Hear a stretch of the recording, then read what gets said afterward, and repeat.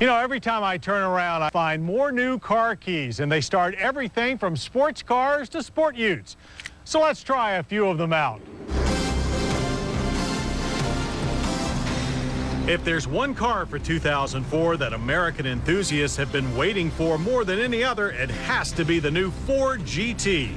Inspired by America's first real supercar, the Ford GT40 of the 1960s, the 04 GT is the most exciting thing to roll out of Michigan since the Detroit Red Wings.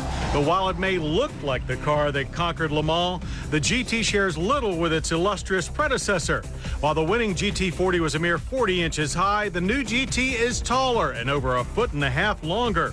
The lightweight body panels are made of aluminum and carbon fiber instead of the 60s era fiberglass, and surround a complex all-aluminum space frame chassis, which is much lighter and stiffer than the GT40 steel monocoque.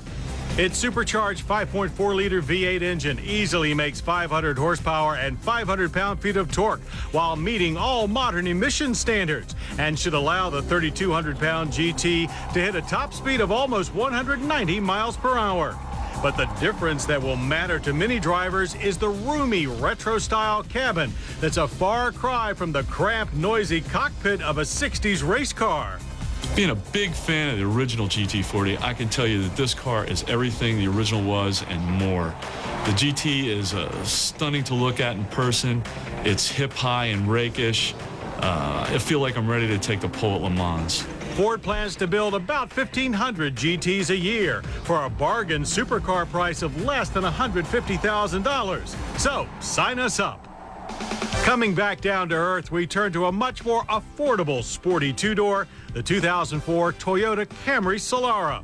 Looking leaner and lower than the previous Camry Solara, this all-new Kentucky-built model is actually longer and taller and rides on a stretch 107.2-inch wheelbase.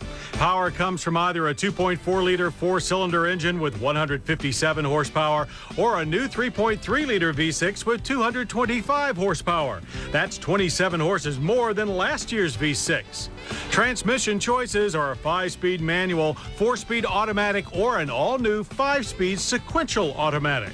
The first thing you notice about the new Solara is the styling. It looks a lot cooler than the previous generation, but really the best thing about the car is the handling. It handles a lot better. It's still not a sports car, but it's still a lot of fun to get behind the wheel and throw it around. The interior also reflects the new Solara's sportier bent with sharper dash styling and features like optional satellite radio. The 2004 Camry Solara will be available in SLE, SE, and SE Sport models. Prices start at just over $19,000 for the 4-cylinder model and under $22,000 for the V6.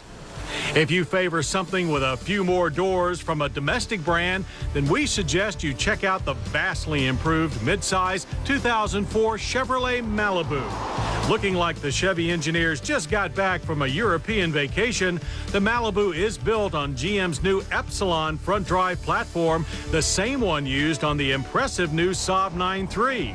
It's available as either a 4-door sedan or a very flexible Malibu Max 5-door hatchback. The sedan is powered by a standard 145 horsepower Ecotec 4-cylinder. GM's new 3.5-liter 200 horsepower V6 is optional on the 4-door and standard on the Max. Both come attached to a 4-speed automatic. The Malibu sedan rides on a very rigid 106.3-inch wheelbase, while the Malibu Max is 6 inches longer at 112.3. This gives the Max the rear cabin environment of a limousine, complete with overhead skylights and available DVD player. Side curtain airbags are also an option. The split rear seat slides fore and aft 7 inches and also folds. Combined with a folding front passenger seat, you can carry items up to 9 feet long. Prices start at $19,000 for the Malibu sedan and just over $22,000 for the highly flexible Malibu Max. And we'll grab hold of a few more sets of car keys in just a few weeks.